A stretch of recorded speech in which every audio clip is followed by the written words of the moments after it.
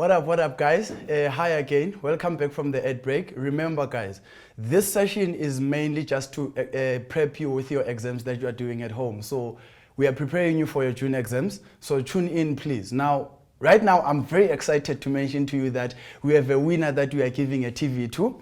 And the winner is, drumroll.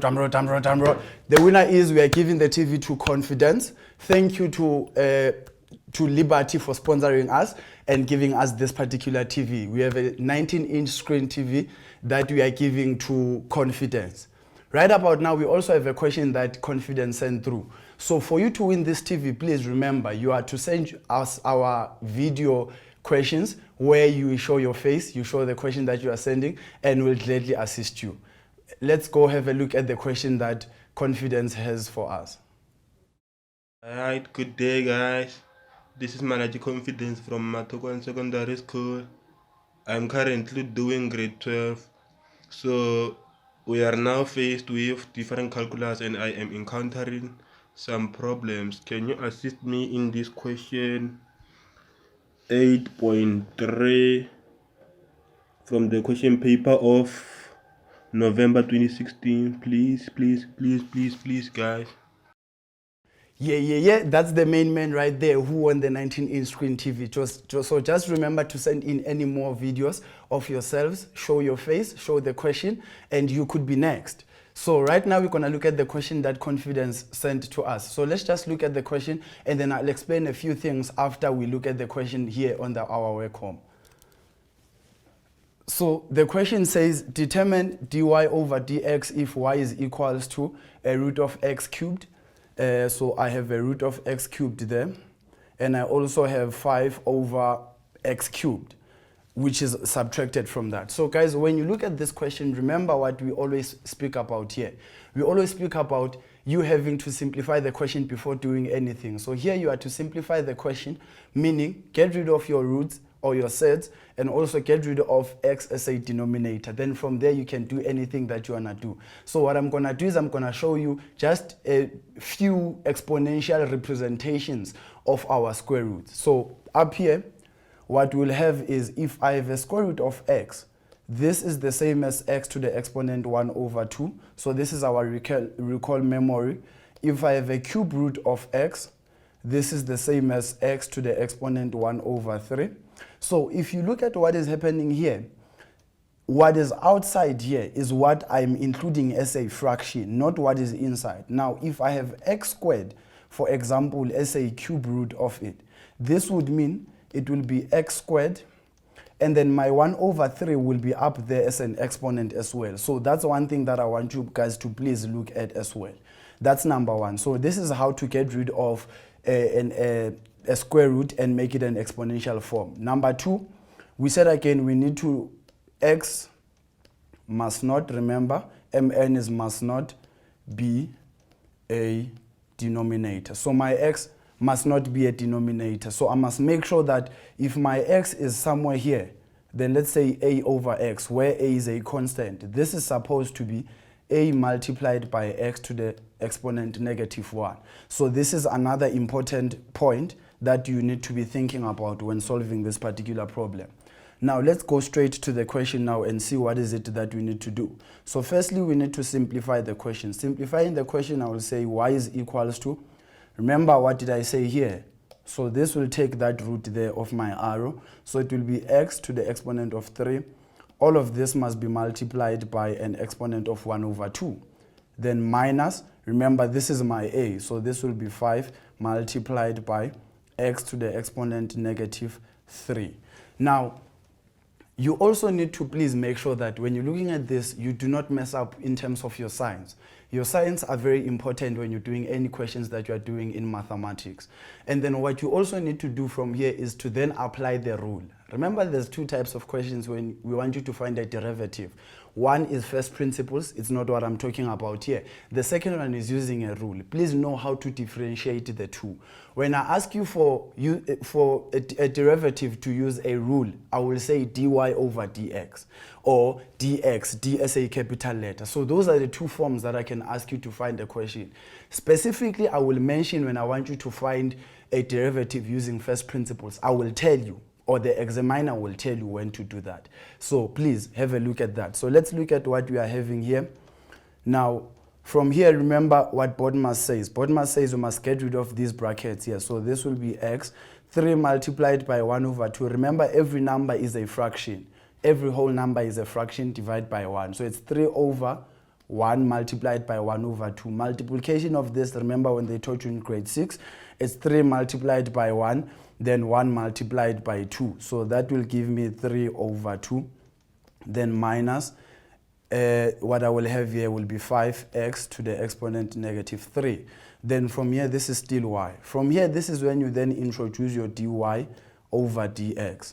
And please remember what dy over dx means. If I have excuse that a minute.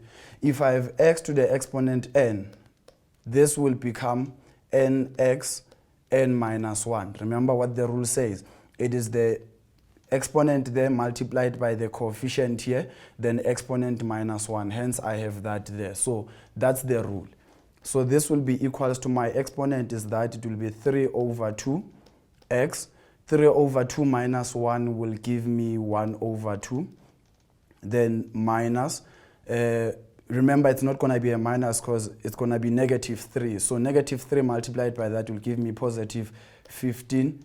And then x, this minus 1 will be negative 4.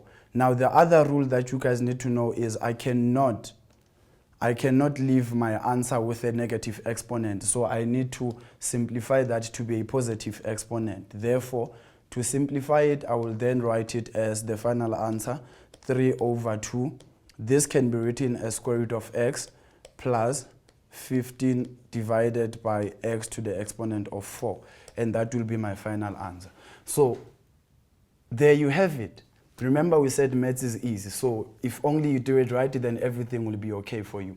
Now remember, you can send any more questions to us that you have through a video.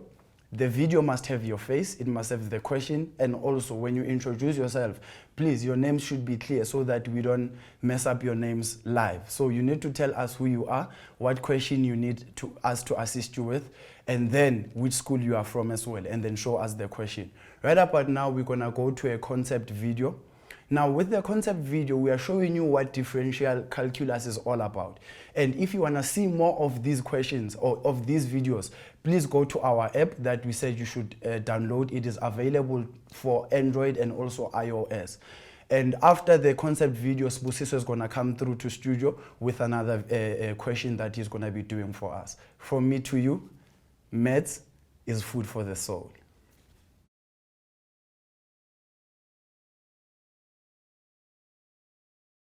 It is only through the language of mathematics that we are able to understand the laws that govern the universe. Calculus is the key to interpret the language of mathematics. Calculus was independently developed by Sir Isaac Newton and Gottfried Leibniz in the 17th century. Because neither of them published their work as soon as they discovered their results, there's no clear indication of who discovered calculus first. Through calculus, we are able to study and compare changes of one quantity with respect to another. This has important applications in many sciences, including engineering, biology, chemistry, and physics.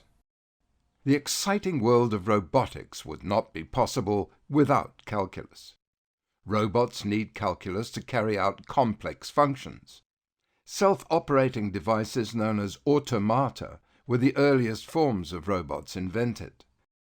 Complex mechanical devices have been improved on throughout history by many mathematicians, including Gottfried Leibniz. Today, commercial and industrial robots are used extensively in manufacturing mass production of consumer goods, Earth and space exploration, surgery, and weaponry. In the early 20th century, the idea of a humanoid robot was developed. In 1928, one of the first humanoid robots, Eric, invented by W.H. Richards, was exhibited at the Model Engineers Society in London, where it delivered a speech. The robot could move its hands and head and be controlled through remote control or voice control.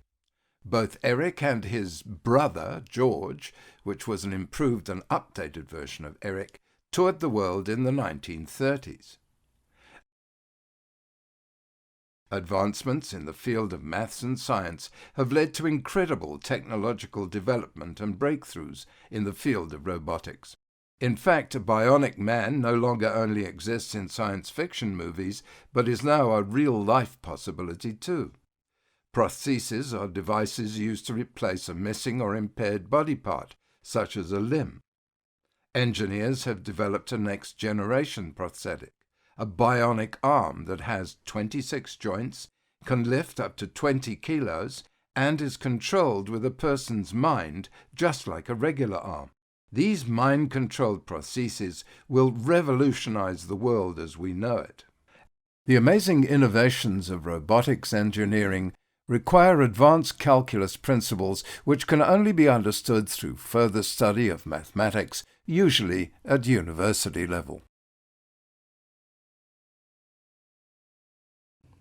Right, that was a very informative concept video. I hope it helped you to make more sense of calculus. Just watching it, I actually learned a lot about calculus and its applications. And I hope it also helped you to make sense of what we're actually working on in this concept. We're now going to go to a question that was sent to us by Koketo. Let's go and check out this question.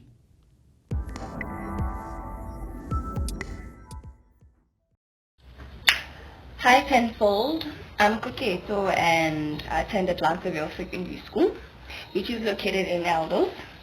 So I wanted you to assist me with this question. I hope you can see this one. Please give me a second and there you go. Yes, that's all for today. Thank you.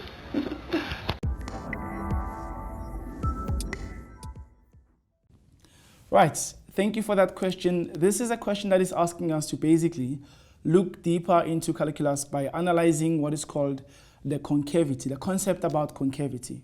In this question, we are told to show that a particular x value is where the graph is going to change its concavity.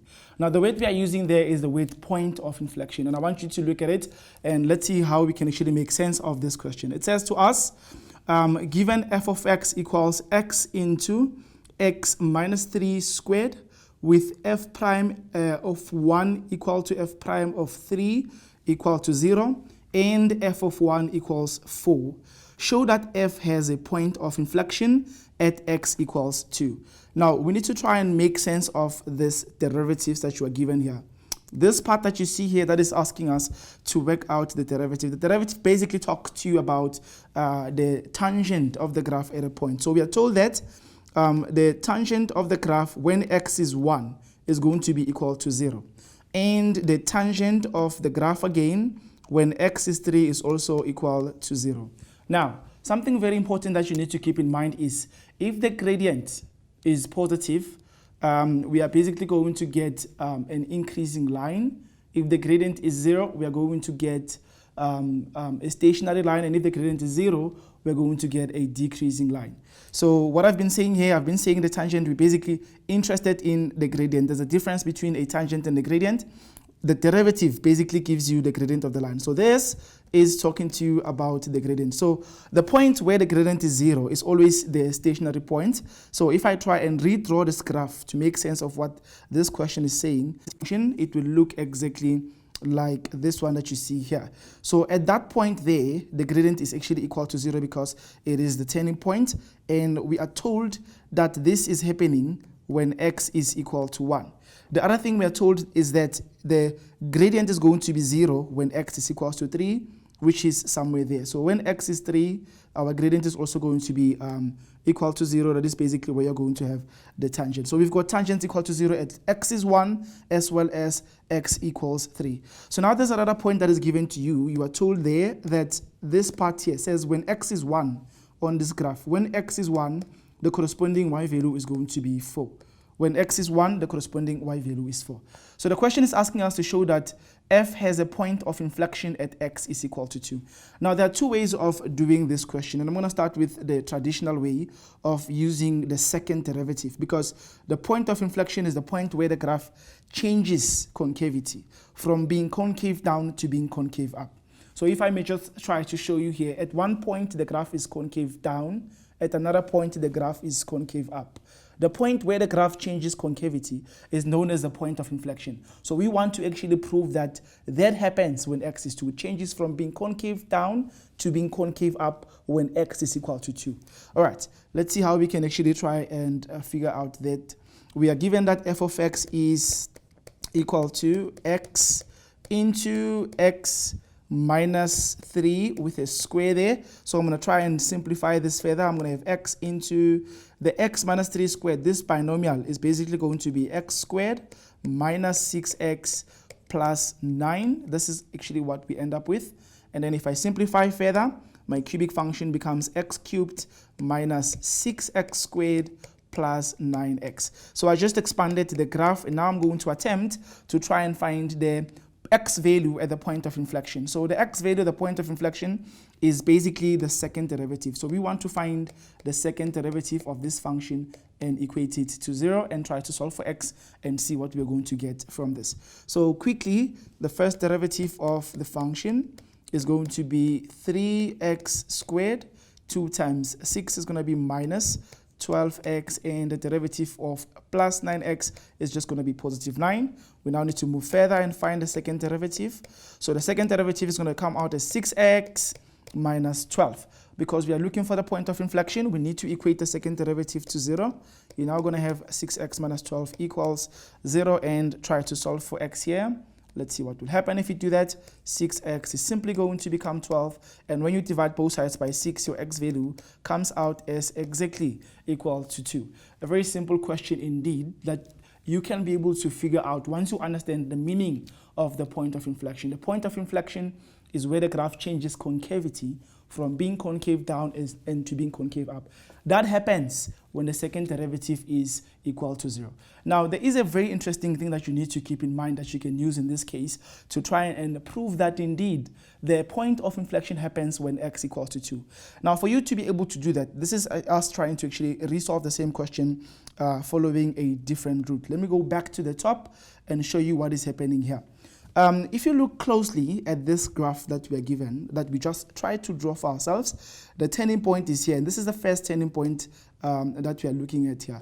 We don't know all the points, but we are certain that x is equal to 1, and there's a corresponding y value there, which has been given to us as 4 according to the part that is in the yellow box there. So I can actually put the entire point there. But I'm not going to do that for now because I'm trying to avoid confusing you. I want you to be able to see the point that I want to make, since the question is only asking about x.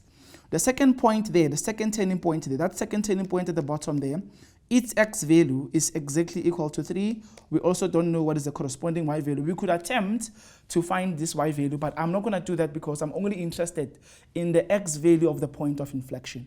So let's go and see what will happen with those two values. Something very important that you need to take in mind before we continue with this is that if you've got a turning point, the maximum turning point and the minimum turning point, the point of inflection is exactly in the middle of those 2 points. So if you've got turning points in a cubic graph and you try to find the midpoint of those 2 points, you will get what the point of inflection is going to be.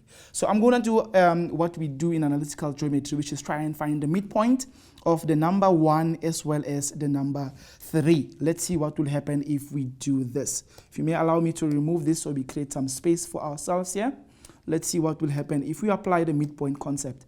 So the x value of the point of inflection is the midpoint of these two x values. So it's basically x1 plus x2 divided by 2. If I simplify this, the x values that were given here, the first one was 1, and the second one that was given to us was 3. If you divide those by 2, you're simply going to get 4 over 3, which gives you exactly an x value of 2. So if I was applying the solution we provided in yellow, we were going to get to the answer in like maybe 30 seconds maximum. It's quite easy. As long as you understand that the point of inflection is exactly in the middle of the turning point, you can apply the midpoint formula to work out what the x and the y coordinates of the point of inflection is. It works both for x and also works for the y values. y1 plus y2 over 2 will give you the y coordinate of the point of inflection. A very nice question indeed, Koketso. Thank you very much for that question. We're now going to go to an ad break. When you come back, Sia will be with us, so don't go anywhere. Stay with us.